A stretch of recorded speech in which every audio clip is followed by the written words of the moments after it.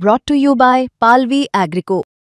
पालवी ॲग्रिको, भारताचा पहिला AI तंत्रज्ञानावर आधारित B2B आणि B2C ई-कॉमर्स प्लॅटफॉर्म. शेतीसाठी जे काही लागणार थेट तुमच्या बांधावर पोहोचणार, मोबाईलच्या एका क्लिकवर.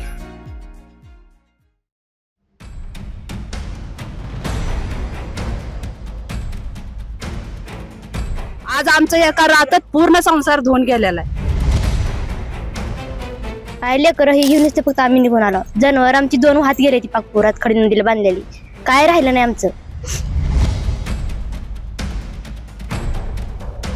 ही तिसरी वेळ आहे असं पाणी यायचं, नुकसानी व्हायचे आमचे. मग कसं राहायचं, आम्ही कसं जगायचं सांगा तुम्ही. शेतकरी असं वाटेवर आला तरी कुठलं शेत बघायला येणार झाले तर मग काय उपयोग शेतीप्रधान म्हणाचा भारत देश. कामती आणि हराळवाडीच्या सीमावर्ती भागामध्ये असलेली ही घोडकी वस्ती आहे आणि या ठिकाणी बंडगर वस्ती असेल, पाटील वस्ती असेल किंवा कुंभार वस्ती असेल, या परिसरातील नागरिक या ठिकाणी उघड्यावर संसार त्यांनी मांडलेला आहे. कारण ही तसं आहे, जो हा प्रमुख रस्ता आहे, या ठिकाणून प्रमुख रस्ता जो आहे सीना नदीचं पात्र जे आहे ते जवळपास 3 किलोमीटर पर्यंत रुंद झालेलं आहे.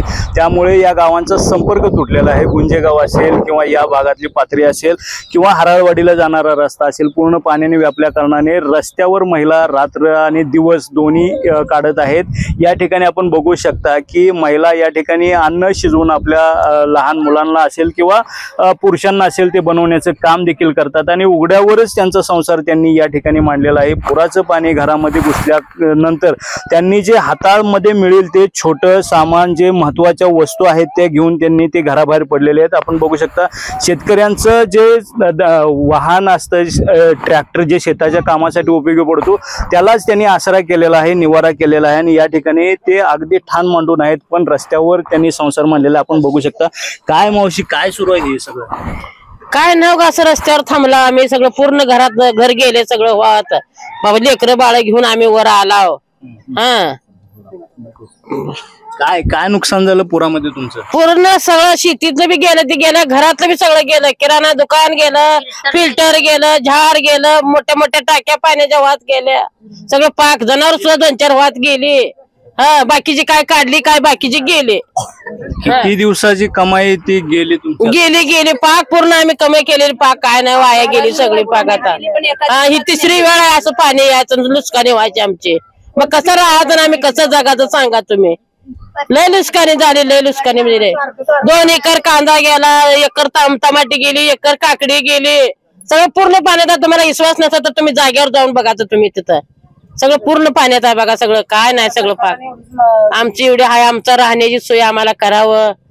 आमचे हे जगाचा पोशिंदा म्हणून ओळखल्या जाणाऱ्या महिला भगिनी आहेत, शेतकऱ्यांच्या माता भगिनी आहेत. यांचं म्हणणं आहे आमचं शेतीचं तर गेलं, मात्र संसारोपयोगी साहित्य जे होतं ते देखील या पुराच्या पाण्यामध्ये गेलेलं. त्यांचा जो व्यवसाय होता तो फिल्टरचा व्यवसाय, त्यामधलं देखील सामान मोठ्या प्रमाणात गेलेलं आहे. आणि काय महिला, काय सांगाल मुलं? आम्हाला सरकारने एवढी विनंती करावी की राहायला घर आणि आमची लेकरं बाळ पूर्ण व्यवस्था करावी. आम्हाला सरकारला हीच विनंती आहे आमची.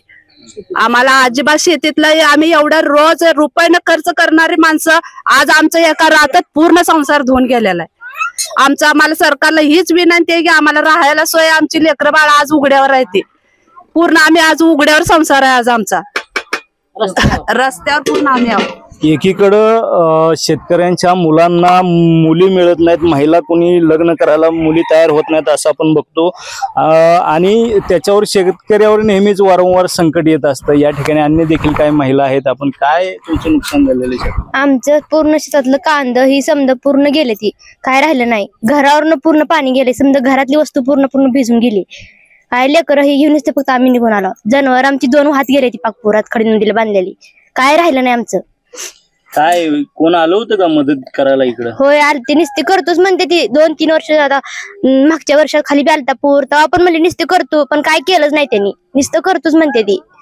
निस्ते येते ती काय तर नुसतं खायला देऊन जाते, तेवढंच करते ती. मागच्या पुरामध्ये आले होते, आश्वासन दिलं, काय मदत मिळाली? कायच मिळालं नाही, नुसतं करतोच म्हणते ती. करतो, पण आता सध्या समजा आमचं नुकसान झाले तेव्हापासून कमवलेलं आता पण गेलं. समजा सारखं कमवायचं कामाला जाऊन दररोज खुरपून जाऊन खातो आम्ही. तर हे आहे विदारक सत्य की कामाला जातोय आम्ही, खातोय, मात्र काही पदरी पडत नाही. जे काही उपजीविका चालते त्यातून काही शिल्लक ठेवलेलं असतं ते देखील या ठिकाणी निसर्गाने हिरावून घेतलेल्याच्या भावना या ठिकाणी व्यक्त केल्या जात आहेत. मागच्या वेळी जेव्हा पूर आला होता त्यावेळेस मदतीचं आश्वासन मिळालं, मात्र मदत काय अद्याप मिळालं नाही असं सांगितलं जाते. काय सांगाल मावशी, तुमचं काय नुकसान झालेलं या ठिकाणी? आमच्या घरातनं समजा पाक आम्ही हाय त्या कपड्यावर आला वर, आणि आम्हाला काही मागमोर आता खाली इच्छा सुद्धा नाही जायची.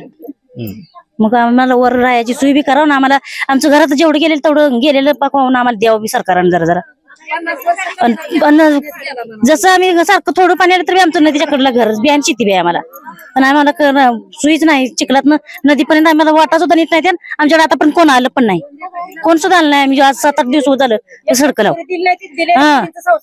गेलं, वाहून बी गेलं.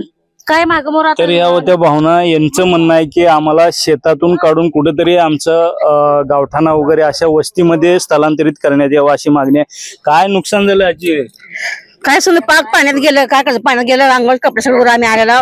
काय दिकून इथपर्यंत दिकून राहिलं नाही, काय राहिलं नाही. शेतीचं माल गेला असून शेती गेली, पाक गेली. आता आम्ही काय करायचं, उड्या राहिला. पोटाची व्यवस्था करायची, आमच्या घर राहायची व्यवस्था करायची.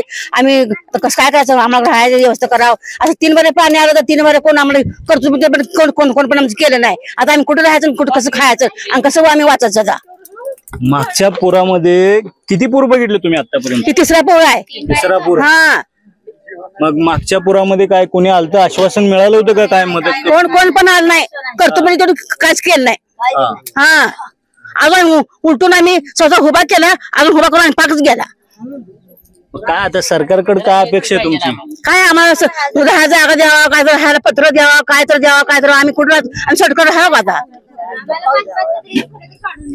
तर या होत्या महिलांच्या भावना, आणि या ठिकाणी काही तरुण देखील आहेत. आपण त्यांच्याशी देखील संवाद साधणार आहेत. काय मित्र, काय शेतातून नुकसान? माझा 5 एकर मका आहे. माझी मका हायशी वाहून गेली. आपला भारत देश शेतीप्रधान म्हणते, शेतीप्रधान मध्ये शेतकरी असं वाटेवर आला तरी कुठलं बघायला येणं झाली. तर मग काय उपयोग शेतीप्रधान म्हणाचा भारत देश? हा, मग काय करायचं सांगा. आमचं तुम्हाला दाखवतो, आमच्या घराशी पाणी आहे सध्या. आमच्या आता माझी 1.5 महिन्याची मुलगी आहे. माझी 1.5 महिन्याच्या मुलीला आम्ही कसं आणा सांगा बरं पाण्यातून? माझ्या भावाचा 2 वर्षाचा मुलगा घरात, 7-8 जण, दोघाचा संसार हाय असं घरात पाण्यात गेला भाऊ. एका सुद्धा काय सुद्धा नाही राहिलं, साडी सुद्धा राहिली आम्ही काढली नाही. त्या आज सध्या मध्ये शेजार पाजारी कपडे मागून घालायला आम्ही सगळेजण मिळून. हे सगळे आहे तर ते काय करा सांगा बरं. आधी आम्ही नदीच्या कडे राहायला 5 वर्ष झालं पाणी येते जाते. कोण सुद्धा येतात, फक्त मतदानापुरतं येते, मतदानापुरतं मत मागतात जातात निघून. खाय प्यायला देतात. आम्ही शेतकरी, आम्हाला खायची गरज नाही. आम्ही सगळ्याला खायला देतो. आम्ही कोणाच स्वतः खात नाही. आम्ही दुसऱ्याला खाऊ घालतो. पण आम्हाला थोडीफार तर आर्थिक मदत भेटावं एवढं म्हणतो आम्ही. शेतीचं काय नुकसान झालेलं? माझी 5 एकर मका आहे. मका मी काढून ठेवलेली वाहून गेली सगळी, कणस सगळी वाहून गेलेली. तरुण शेतकरी म्हणून कसं वाटतंय शेती करताना? काय माझी BSc एग्री झालेली आहे. मला नोकरी सोडून मी शेती व्यवसायात आलेलो आहे. शेती व्यवसायात, शेतीमध्ये काय उत्पन्न निघाल म्हणून. त्यात पण असं नुकसान व्हायला सरकारनं काय तर मदत अशी करावं आम्हाला थोडीफार. रस्ता तर थोडी मंजूर करा. आमच्या खाली वस्ती अजून तरी कोण आलेलं नाही, एक जण सुद्धा आलं नाही. या आजी आजारी 3 दिवस आजी आजारी त्या, एक अँब्युलन्स आली नाही बघायला करायला आजूबाजूला. किती दिवस झालं रस्त्यावर? आता 5वा दिवस आहे पाणी आल्यापासून. मागच्या 8 रोज खाली पण पाणी आलं, तेव्हा पण आम्ही गावाला काढून वर आलतो. खाली गेला नव्हतं तसं दुसऱ्या दिवशी अजून पाणी घरात आलं आमच्या फिरून. लोकप्रतिनिधी आमदार आले होते का इकडे? कोण सुद्धा आलं नाही आमच्या भागात. खालच्या भागात कोण सुद्धा आलं नाही. येते तर वरच्यावर बघते तर फोटो काढते, त्यांच्यापुरतं 4 फोटो काढते, दाखवण्यापुरतं त्यांचं आणि जातात निघून. कोण सुद्धा फोटो काढायला आला नाही किंवा आर्थिक साधी मदत सुद्धा नाही आम्हाला कुठली. काय सरकारकडे काय आता अपेक्षा? अपेक्षा असं आहे की आम्हाला आर्थिक मदत भेटावं थोडीफार गावांना, शेतकऱ्यांना. सरकारने जाहीर केली की 3400 रुपये एकरी मदत जाहीर केली. 8000. 3400 रुपये मध्ये काय होणार आहे? माझा एकरी 10,000 रुपये खर्च आहे. हेक्टरी नाही, एकरी 10,000 रुपये खर्च आहे माझा. 10 ते 12,000 रुपये एकरी खर्च येते महिन्याला. आणि बाकीच्या फवारणी कुठे गेलं, मेहनत तर वेगळीच आमची. बियाण्याला एवढं 10-15,000 रुपये देतात एका एकराला. हेक्टरीने 3400 रुपये दिले. तर 3400 रुपयामध्ये काय होणार आहे? बियाचं तुम्ही गव्हर्नमेंटच बॅगा पुरवतोय. गव्हर्नमेंट बॅग कितीला पुरवते?